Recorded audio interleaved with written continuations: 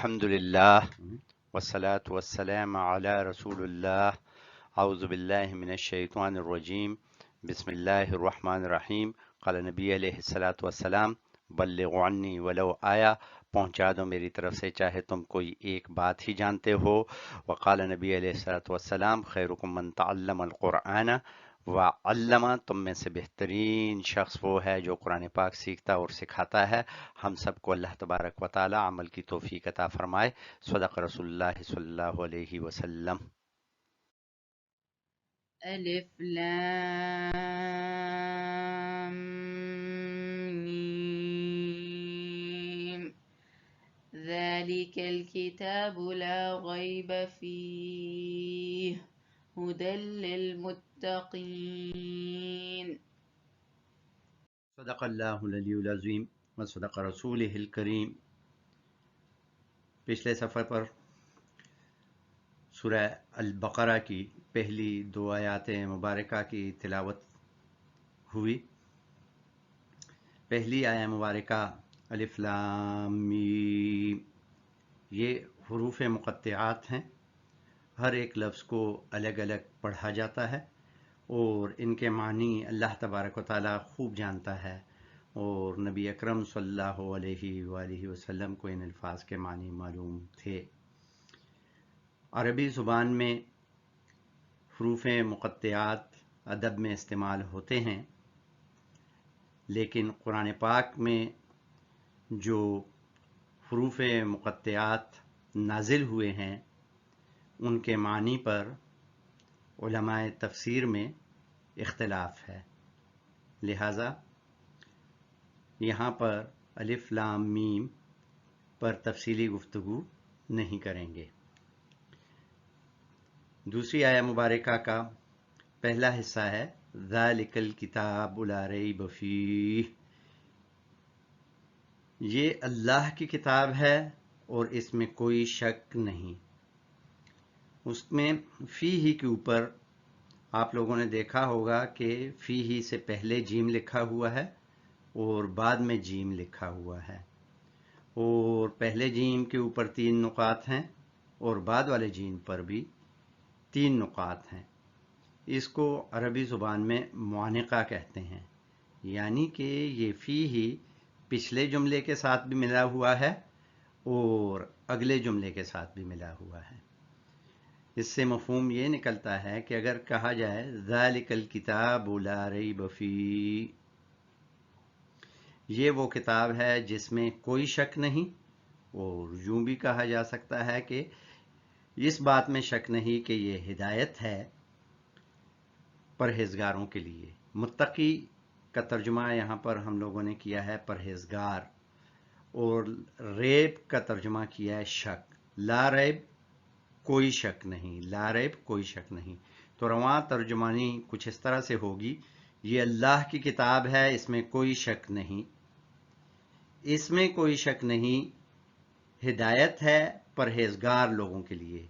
تو یہاں پر 2 اہم باتوں کا ہمیں علم حاصل ہوا۔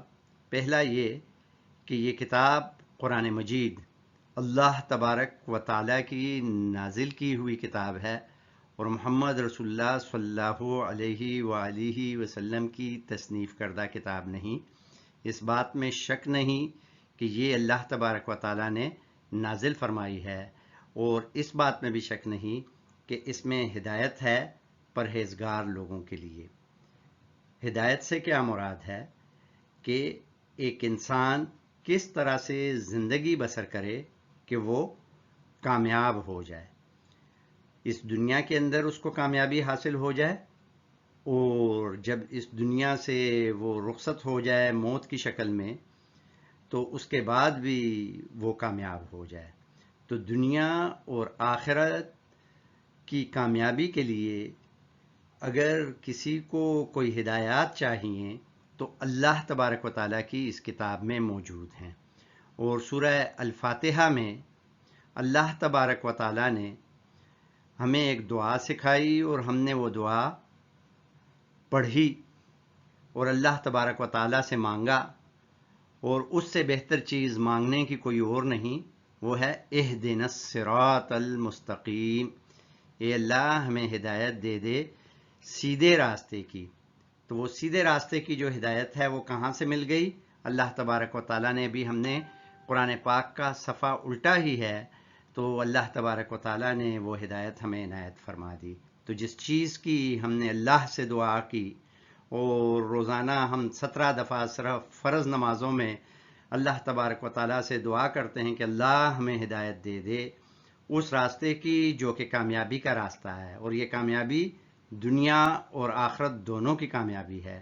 تو اللہ تبارک و تعالیٰ نے بتا دیا کہ اس کتاب پر جو کوئی بھی عمل کرے گا وہ ہدایت پر ہوگا، وہ اس دنیا میں بھی کامیاب ہو جائے گا اور اس سے بعد میں آنے والی دنیا میں بھی کامیاب ہو جائے گا۔ لیکن ایک شرط ہے کہ اس میں ہدایت تو ہے، لیکن یہ ہدایت پرہیزگار لوگوں کے لیے ہے۔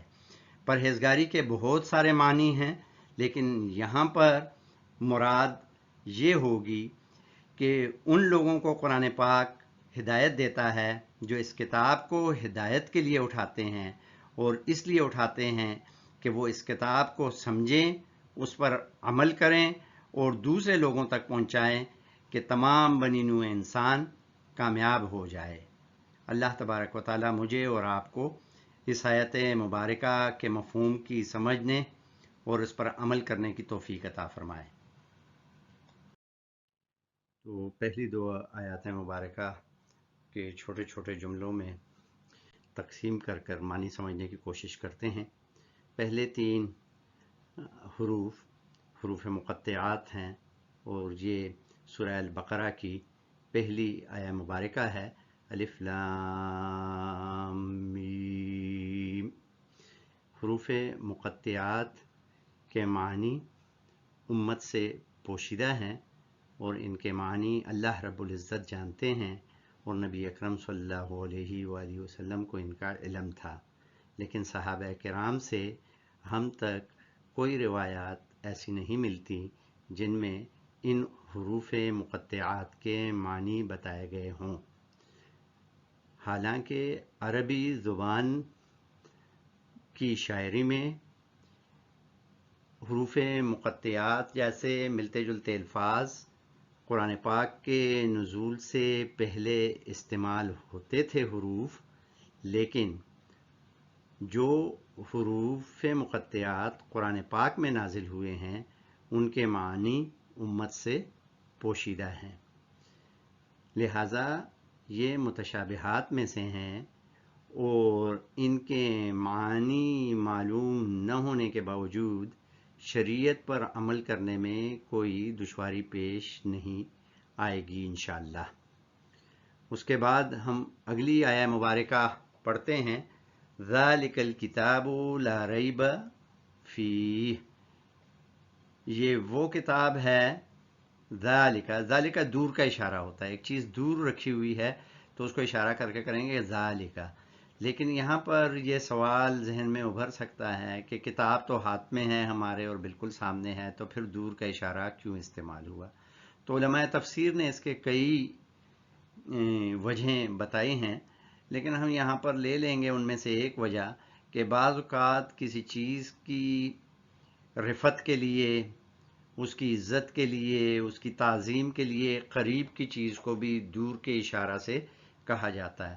اور پھر دوسری حقیقت یہ ہے کہ بیت المعمور میں قرآن پاک اصل حالت میں موجود ہے، جس سے تھوڑا تھوڑا کر کے نبی اکرم صلی اللہ علیہ وآلہ وسلم پر نازل ہوا۔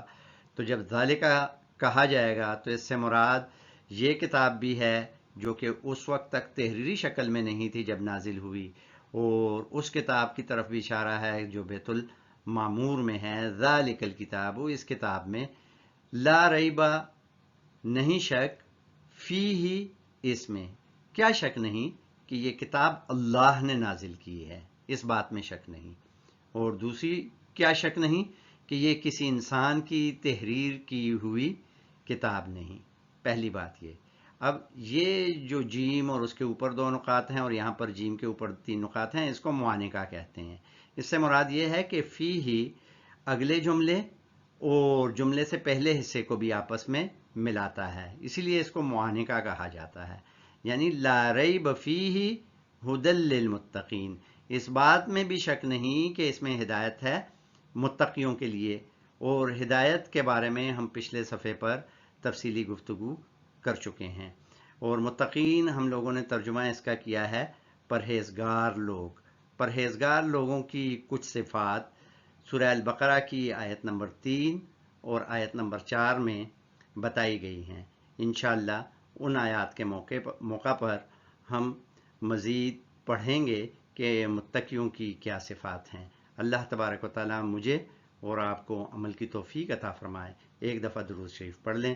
اللہم صلی علی سیدنا و مولانا محمد وعلی آل محمد کما صلیت علی ابراہیم وعلی آل ابراہیم انک حمید مجید۔